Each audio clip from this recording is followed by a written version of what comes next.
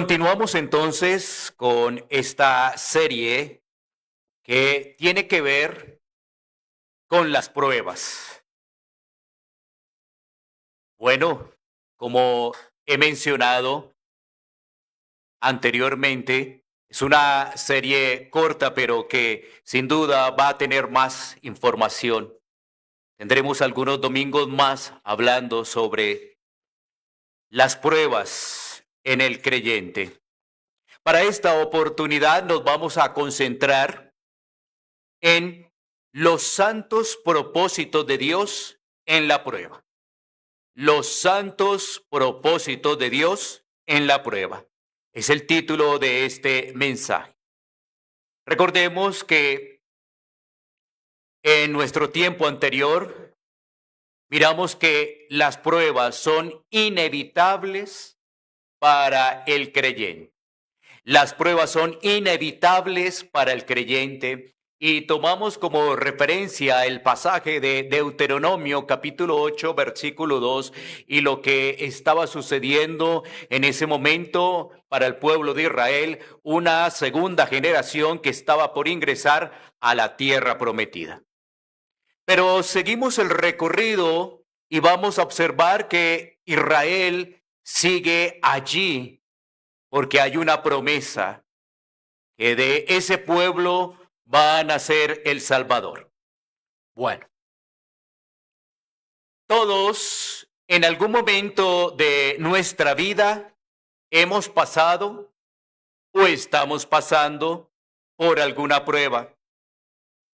Algunos pueden llegar hoy mismo con cargas que nadie conoce, solamente tú las sabes. El Señor conoce absolutamente todo.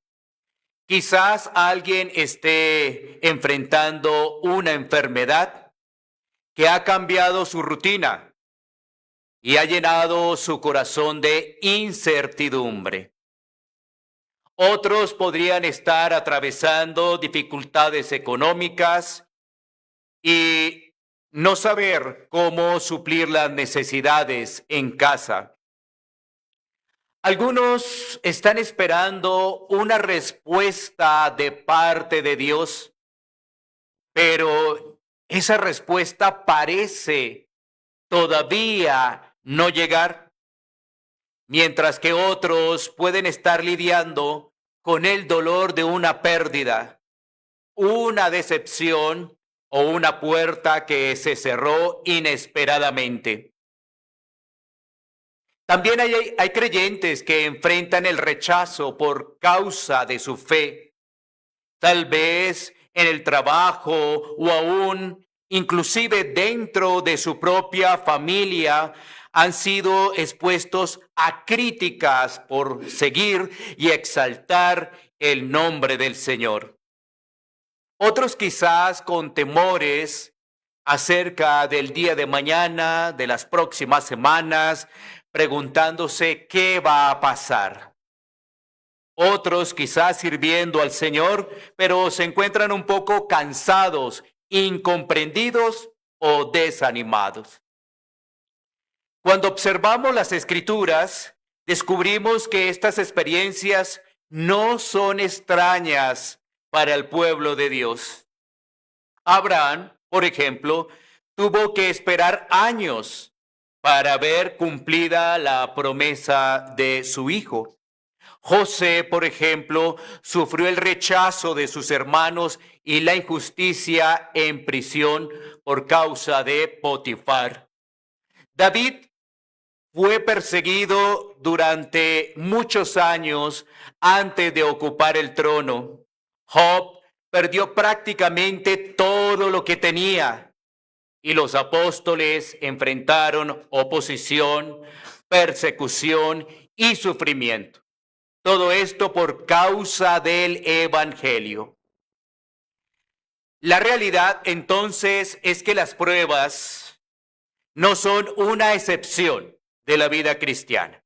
Son más bien parte del camino que Dios utiliza para formar a sus hijos.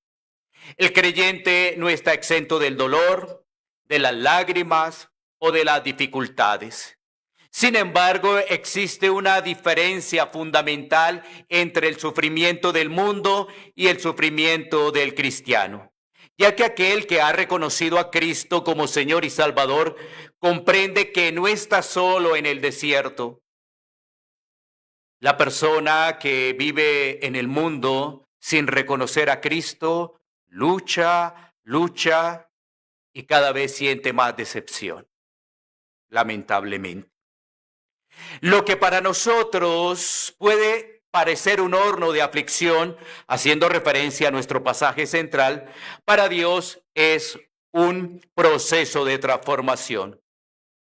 Lo que vemos como una crisis en nuestra vida, Dios lo trabaja para una oportunidad y así cumplir sus propósitos eternos. Por eso la pregunta no es simplemente, ¿por qué estoy pasando esta prueba? Sino, ¿qué propósito santo está cumpliendo Dios en medio de ella?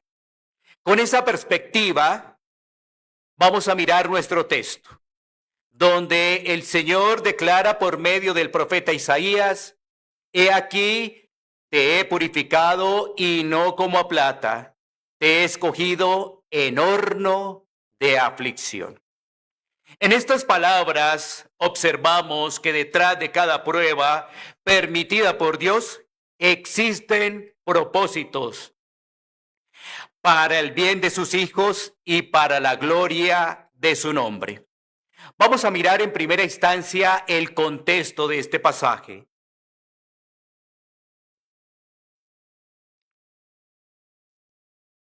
Este libro de Isaías fue escrito aproximadamente entre los años 740 y 680 a.C.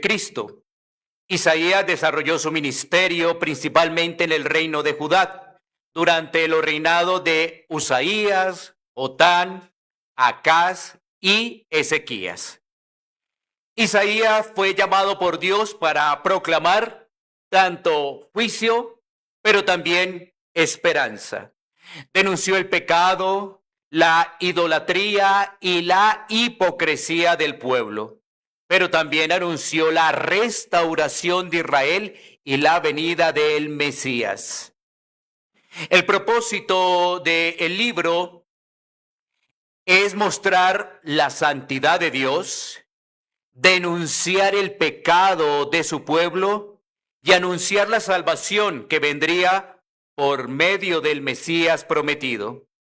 A lo largo de este libro encontramos tres grandes temas. Por supuesto está la santidad de Dios, el juicio sobre el pecado y la esperanza de redención. Cuando nosotros estudiamos este libro, podemos ver esos temas en el desarrollo, en las páginas que allí están plasmadas. Santidad de Dios, juicio sobre el pecado y la esperanza de redención. Cuando nos acercamos a Isaías 48, podemos ver un bloque. El bloque que pudiéramos examinar estaría de Isaías capítulo 40 a Isaías capítulo 55. Ese bloque está lleno de consuelo y esperanza. Mientras en los capítulos anteriores se enfatiza fuertemente sobre el juicio, esta sección anuncia la futura liberación del pueblo que sería llevado cautivo a Babilonia. Dios habla a un pueblo que sufrirá las consecuencias de su pecado, pero al mismo tiempo les asegura que no los va a abandonar. Y ya cuando llegamos precisamente al capítulo 48, que es donde está nuestro versículo, encontramos allí que Dios acusa a Israel ¿de qué? De hipocresía, de rebeldía, de idolatría. El Señor le recuerda que había anunciado los acontecimientos futuros para demostrar que Él es verdadero y que Él no admitía ídolos. A pesar de la rebeldía de Israel, Dios actúa con misericordia. Por eso el versículo 9 dice, por amor de mi nombre, diferiré mi ira. Y es allí entonces donde encontramos nuestro pasaje central, que habla de la imagen de un refinador trabajando con metales. Si tú ves allí el versículo, es la imagen de un refinador trabajando con metales. En el mundo antiguo, la plata era colocada en un horno para que el fuego eliminara las impurezas. Así que el Señor utiliza esta ilustración para explicar lo que estaba haciendo con Israel. El exilio y las aflicciones que vendrían no eran simplemente castigos destructivos, más bien era un proceso de purificación, un proceso de purificación. Y es así como observamos que las pruebas hacen parte de la vida del creyente. Estas tienen un propósito, porque en Dios nada es casualidad, nada es vacío. Entonces, aquellos que estamos en Cristo pasamos por escasez económica, enfermedad, persecución, rechazo, esperas prolongadas, pérdidas, tentaciones, disciplina divina, temores e incertidumbre, desánimos. Por todo eso pasamos los creyentes. Quiero repetirte este listado: escasez económica, enfermedad, persecución, rechazo, esperas prolongadas, pérdidas, tentaciones, disciplina divina, temores e incertidumbre, desánimos. Así que todo esto nos lleva a que podamos mirar en este texto cinco propósitos de la prueba. 5 propósitos de la prueba. Vamos a mirarlo a través del texto de Isaías, capítulo 48, versículo 10. Volvamos a leer nuestro texto. Isaías 48, 10. He aquí, te he purificado, y no como a plata. Te he escogido en horno de aflicción. Mira la primera parte que dice, he aquí, te he purificado. Porque de allí sale nuestro primer punto. Es que Dios usa la prueba para purificar a su pueblo. Dios usa la prueba para purificar a su pueblo. Ese es nuestro primer punto. La palabra purificado tiene la idea de refinar, limpiar o quitar impurezas. Esa es la idea que tiene allí la palabra purificado. Dios está diciendo que ha usado la aflicción para tratar con el pecado, la idolatría y también la rebeldía de su pueblo. La imagen, como lo hemos dicho, proviene del trabajo de un refinador que utiliza el fuego para separar las impurezas de este metal precioso. De la misma manera, entonces, Dios utiliza las pruebas para remover aquello que desagrada a Él y producir aún más un pueblo fiel, producir un pueblo fiel. No significa que Israel fuera purificado por sus sufrimientos, como si las pruebas pudieran expiar los pecados. Más bien significa que Dios utilizó esas aflicciones como un instrumento de disciplina y de transformación espiritual. Acompañemos esto que he dicho con la siguiente ilustración. Un grupo de personas está observando a un artesano que refinaba la plata. Mientras el metal se derretía en el fuego, una de estas personas le pregunta al artesano, ¿cómo sabe usted cuando la plata ha sido refinada completamente? A lo cual el artesano responde, debo mantener mi vista sobre la plata todo el tiempo. Si la dejo demasiado en el fuego, se arruinará. Pero sé que el proceso ha terminado cuando puedo ver claramente mi reflejo en ella. Dios entonces es el refinador perfecto, ¿no? Él controla la intensidad del fuego y nunca aparta sus ojos de sus hijos. Las pruebas no son producto del azar ni están fuera del control de Dios. El Señor sabe exactamente cuánto fuego es necesario para cumplir sus propósitos. A veces el horno de la aflicción es doloroso. No entendemos por qué Dios permite ciertas circunstancias, pero Él está quitando impurezas que no podríamos ver de otra manera.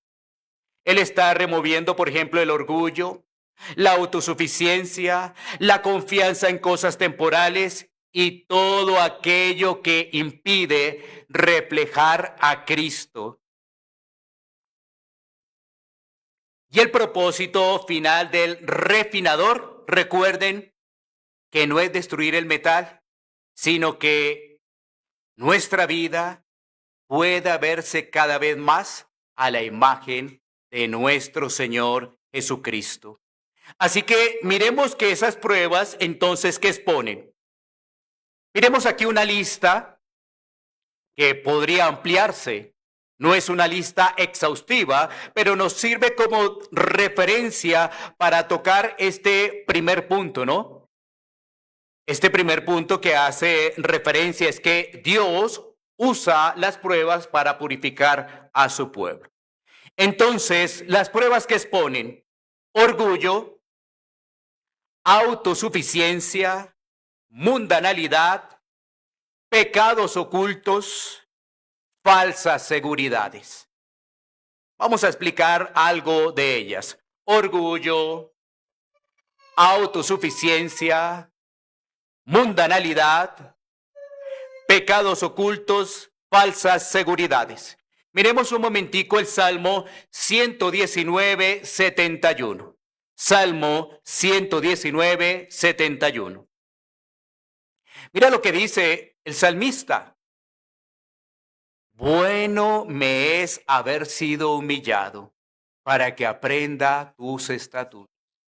Sin duda sabia la palabra de Dios. Es sin duda ilustrativa la palabra de Dios y certera para nuestro corazón. Bueno es haber sido humillado. ¿Con qué propósito? Para depender, para aprender más de Él. ¿Cómo se manifiesta el orgullo? Bueno, fíjate que el orgullo se manifiesta de muchas maneras. Así que describamos alguna de esas maneras. Por ejemplo, cuando una persona se ofende cuando no le reconocen su trabajo. Allí hay una manifestación de orgullo. Cuando no acepta corrección porque cree que generalmente siempre tiene la razón.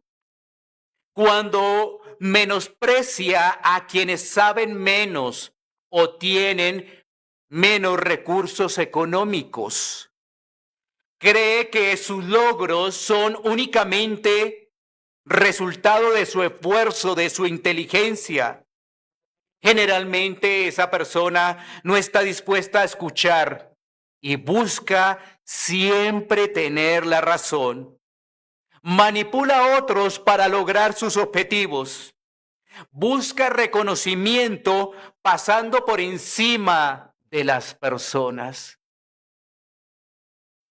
Muchas veces dentro de esa lista, así estamos nosotros. En alguno de esos o en muchos de esos.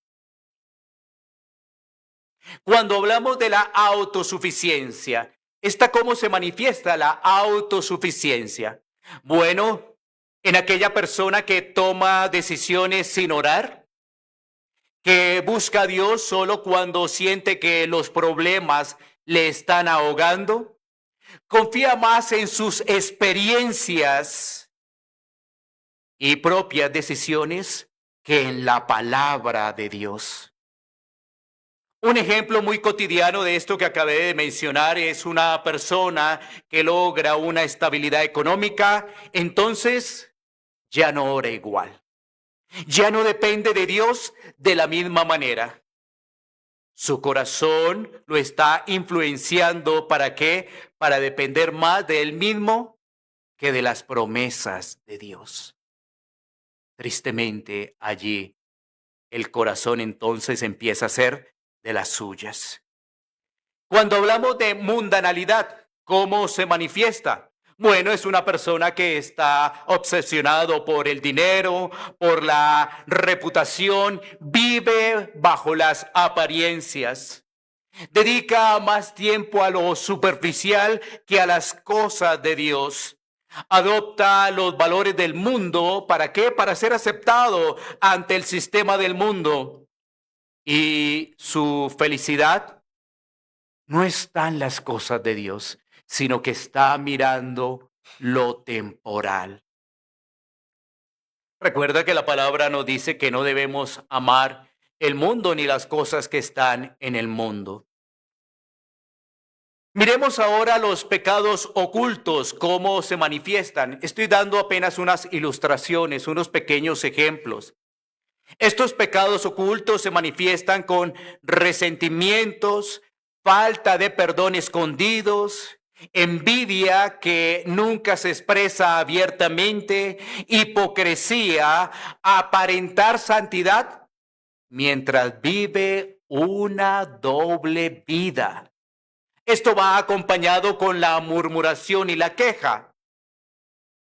Y sigue caminando en la murmuración y la queja. No se da cuenta de ello. Recuerda que la palabra de Dios dice que debemos pedirle al Señor que examine nuestro corazón y que pruebe nuestros pensamientos. Cuando hablamos de falsas seguridades, bueno, aquella persona que, por ejemplo, piensa que con haber sido bautizado ya es suficiente, pero realmente no está mirando a Cristo. Aquella persona que piensa que por asistir a la iglesia ya todo está bien y que eso le garantiza la salvación. Aquella persona que está descansando en las buenas obras para ser aceptado por Dios. Aquella persona que cree que una profesión de fe pasada es suficiente aunque no haya fruto espiritual. Ahí están esas falsas seguridades. Y todo esto entonces lo podemos ajustar al listado que vimos en una parte de este primer punto. Recuerda que vimos un listado, ¿no? Donde mencionamos enfermedad, escasez económica, dificultades, persecución. Entonces, la enfermedad puede revelar nuestra autosuficiencia en vez de nuestra dependencia a Dios. La crisis matrimonial puede sacar a la luz el orgullo, el egoísmo y la falta de perdón. Las dificultades económicas pueden mostrar dónde realmente está basada la confianza. La pérdida de un ser querido puede exponer las falsas seguridades y enseñarnos que este mundo no es nuestro hogar permanente. Recuerda que las pruebas funcionan como un espejo espiritual que revela lo que normalmente permanece oculto. La palabra de Dios es muy sabia al decir que Dios resiste a los soberbios y da gracia a los humildes. Teniendo esto en mente, podemos pasar a nuestro segundo punto. Recuerden que son 5 propósitos de la prueba. 5 propósitos. Miremos ahora el segundo punto es, Dios usa la prueba para conformarnos a sus propósitos soberanos. Dios usa la prueba para conformarnos a sus propósitos soberanos. Por eso el pasaje nos dice, te he escogido en horno de aflicción. Dios no dice simplemente que Israel pasó por el horno, dice que fue escogido en él. Esto significa que la prueba no es un accidente, hace parte del plan de Dios. La prueba no es un accidente, hace parte del plan divino de Dios. El Señor gobierna incluso las circunstancias más dolorosas de nuestra vida. Ese significado de horno de aflicción hace referencia a que a un fuego intenso que separa las impurezas del oro o de la plata para producir un metal mucho más puro.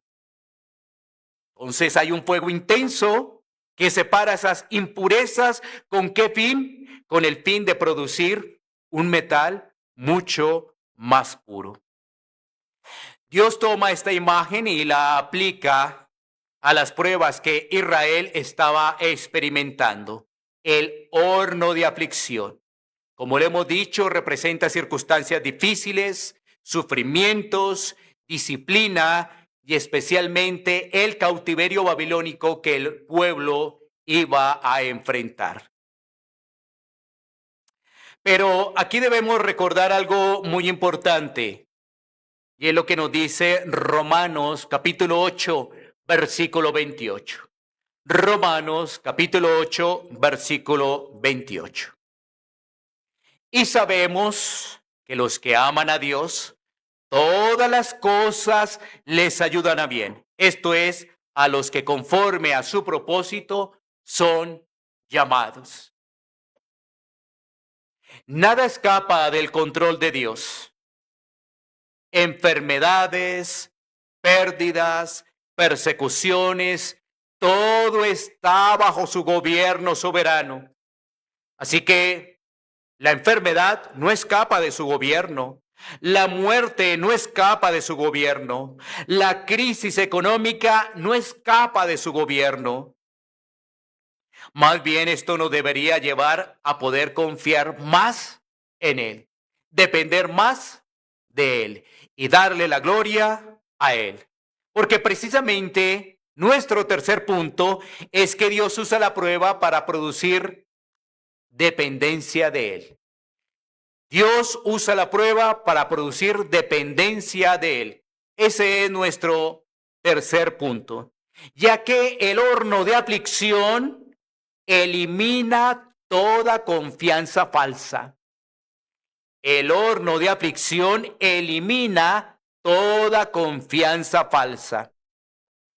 Israel tenía que aprender que su seguridad no estaba en su fuerza ni en sus recursos, sino exclusivamente en Dios.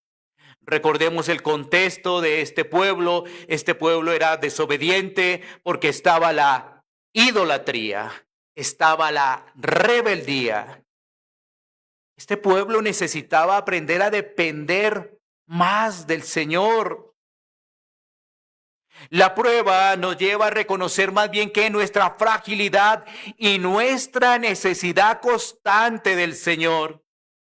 Muchas veces dependemos de lo siguiente: nuestra salud, nuestro trabajo, nuestro matrimonio, nuestros ahorros, nuestra estabilidad. Y cuando eso se ve afectado, entonces, ¿qué?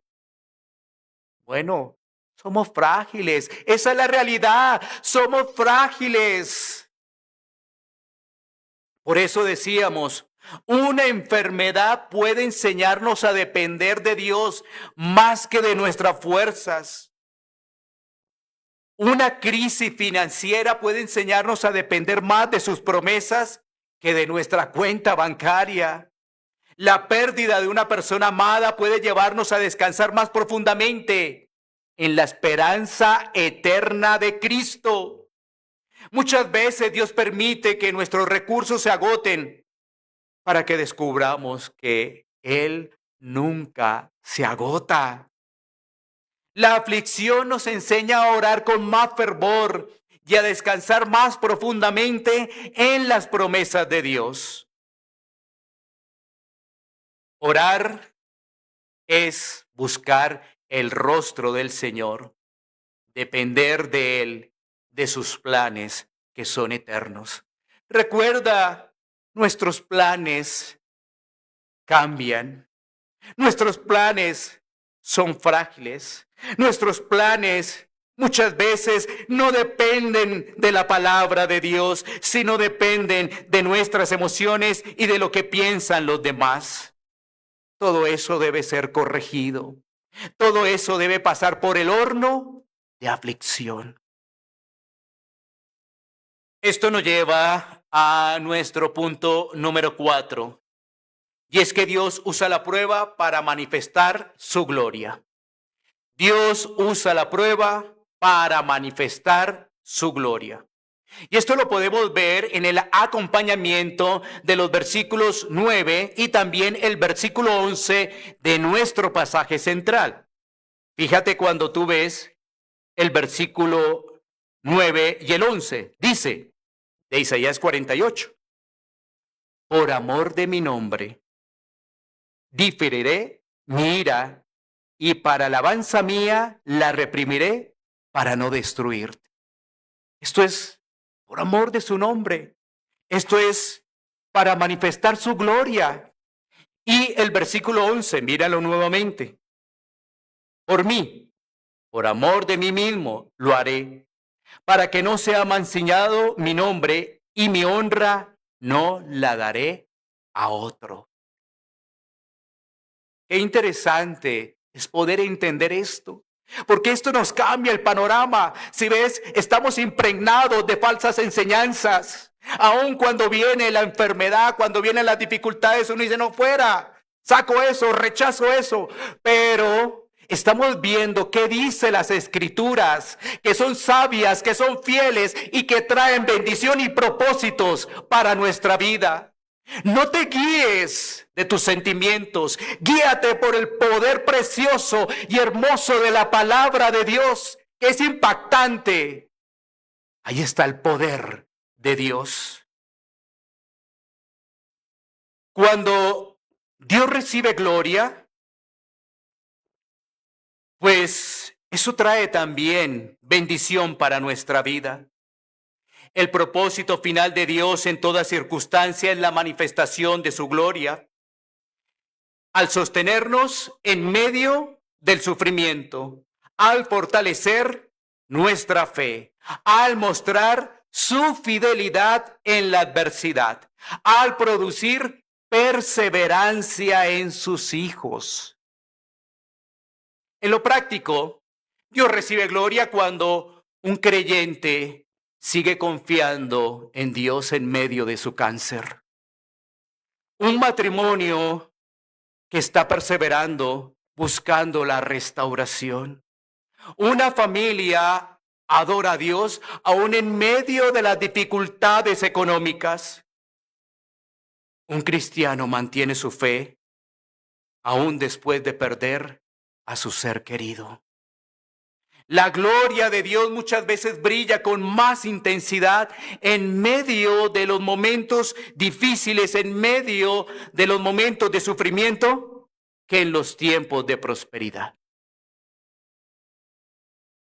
Entonces, la pregunta no es cómo salir rápidamente de esta prueba, sino cómo glorifico a Dios en medio de lo que estoy viviendo. ¿Cómo glorifico a Dios en medio de todo esto?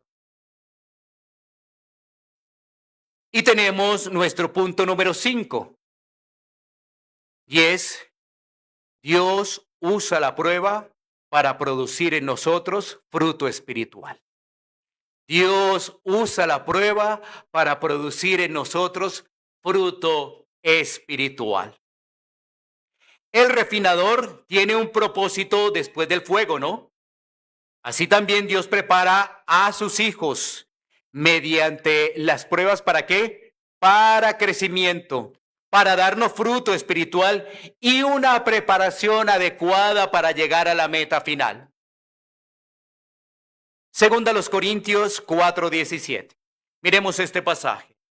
Segunda a los Corintios 4:17.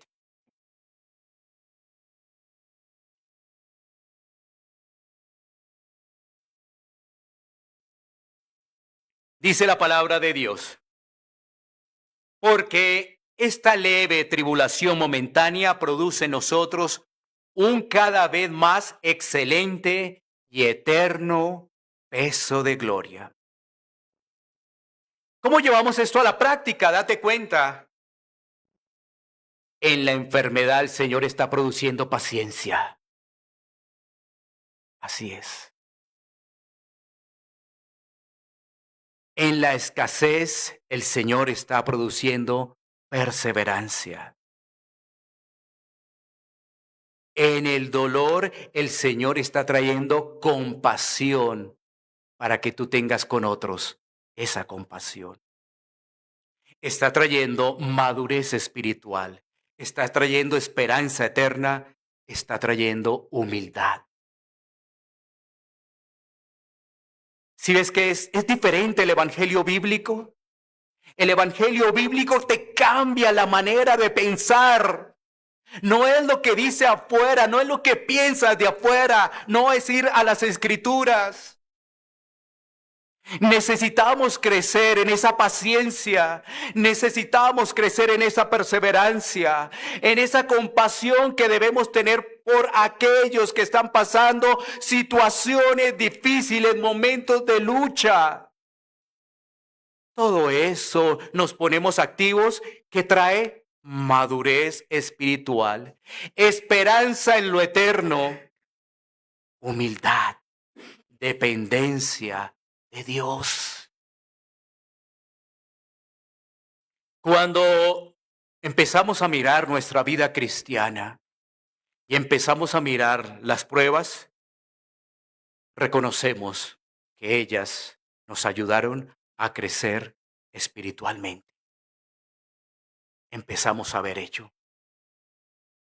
Así que lo que hoy parece una pérdida puede ser la preparación de lo que Dios está haciendo contigo para que lo reflejes mañana. Ahora, el poder observar estos 5 propósitos de la prueba y el poder entender un poco estas palabras del profeta Isaías cuando menciona la palabra horno de aflicción, uno dice, wow, horno de aflicción es duro, fuego es duro, no es fácil. Pero, ¿sabes qué? Hay un hombre que pasó realmente por un horno de aflicción, que ninguno de esos sufrimientos se asemeja a lo que nosotros pasamos. Ninguno. Ninguno. Absolutamente ninguno. ¿Sabes cómo se le describe a él? Despreciado y desechado. Varón de dolores. Perseguido y rechazado. Crucificado por los pecados de su pueblo. Es que este mismo profeta llega y dice, mas el herido fue por nuestras rebeliones. El profeta Isaías en el capítulo 53:5 está explicando realmente ese horno de aflicción. Sin duda la cruz fue el horno más intenso de la historia. Allí Cristo soportó el juicio que merecíamos cada uno de nosotros. Y en ese intercambio maravilloso, ¿sabes qué ocurrió? Recibimos gracia, recibimos salvación. Mira, en esa cruz, ese juicio, ese horno de aflicción, Él tomó nuestro lugar para que nosotros recibiéramos gracia y salvación. Y esto hacía parte del plan eterno de Dios, del cumplimiento de su plan eterno.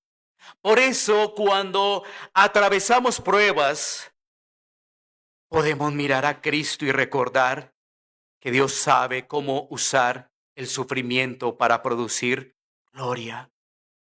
El Salvador pasó por el horno de aflicción donde allí en la cruz y Él camina con nosotros en nuestros propios hornos de aflicción. Así que recuerda lo siguiente, las pruebas tienen un propósito. 1, purificar a su pueblo. 2, cumplir sus planes soberanos. 3, enseñarnos dependencia de Él. 4, manifestar su gloria. 5, Dios produce en nosotros fruto espiritual. ¿Cómo cambia el Evangelio cuando lo escuchamos? Porque es alentador para nuestra vida, aún sufriendo. El horno de la aflicción nunca está fuera del control de Dios, porque como lo hemos visto, todo tiene un propósito. Y esto nos lleva a algunas aplicaciones.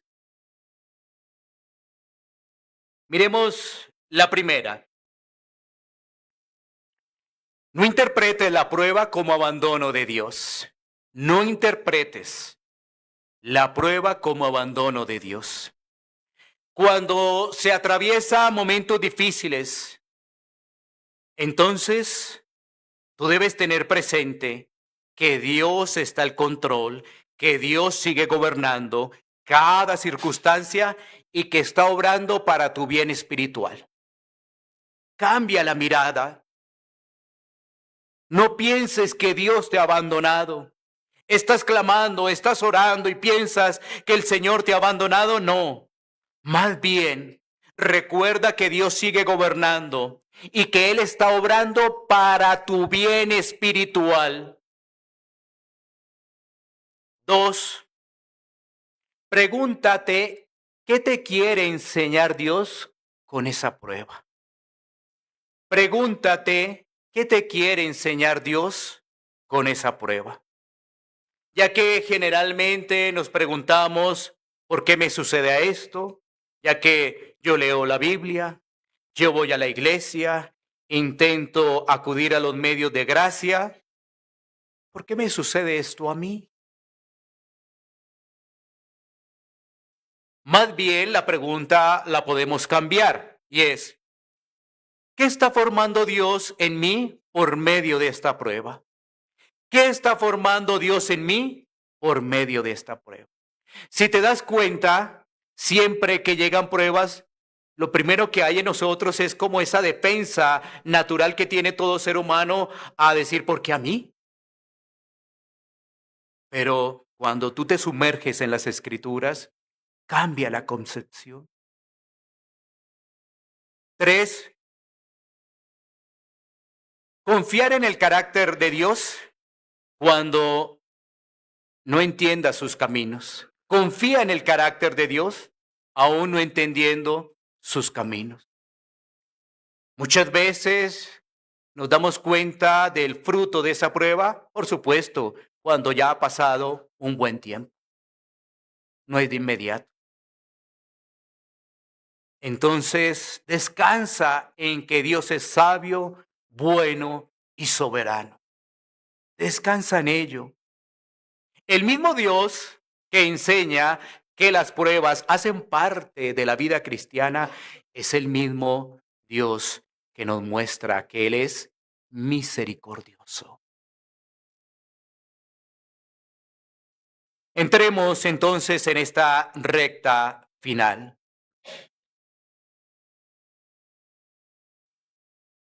Mira a Cristo en medio de tu sufrimiento. Mira a Cristo en medio de tu sufrimiento. Recuerda que Jesús es nuestro ejemplo.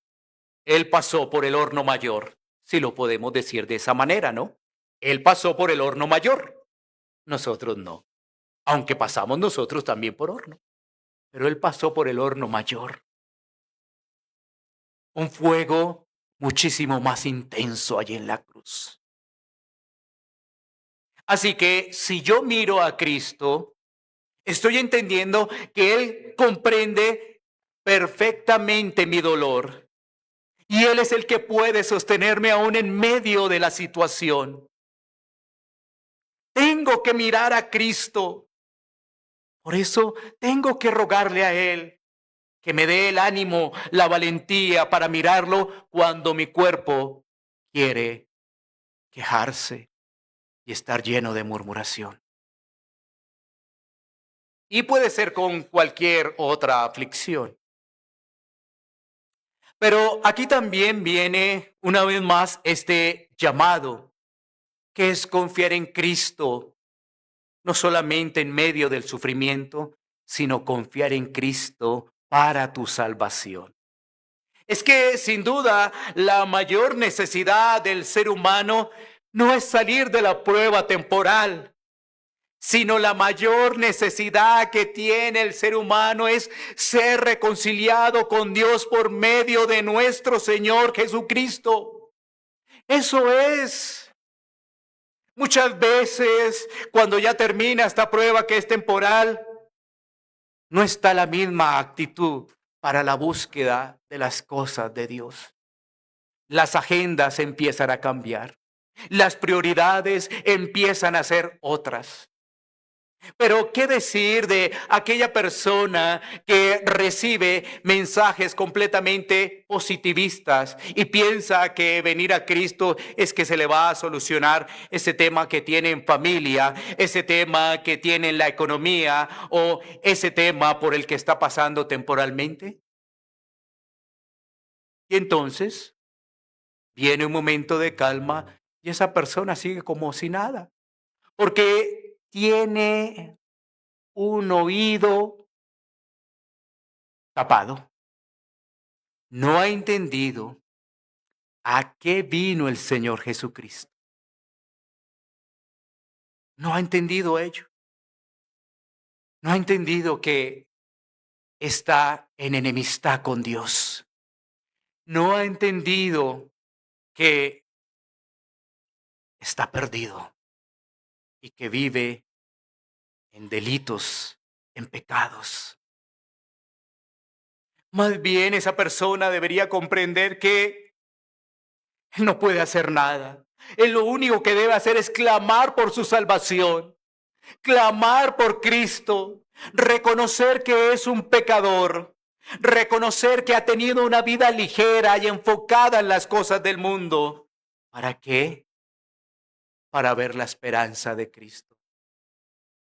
Y cuando pase por la prueba, recordar que Cristo va con él en la prueba. No olvide lo siguiente: una enfermedad puede debilitar tu cuerpo, pero puede fortalecer tu fe. Una crisis matrimonial puede quebrantar el corazón, pero enseña humildad y dependencia al Dios de las Escrituras. Una pérdida económica puede vaciar los bolsillos, pero acercar esa alma al Dios Todopoderoso, al que sustenta. La muerte de un ser amado puede producir lágrimas profundas, pero también una esperanza firme en la eternidad con Cristo. El horno cambia de forma para cada creyente. Cada creyente tiene su propio horno.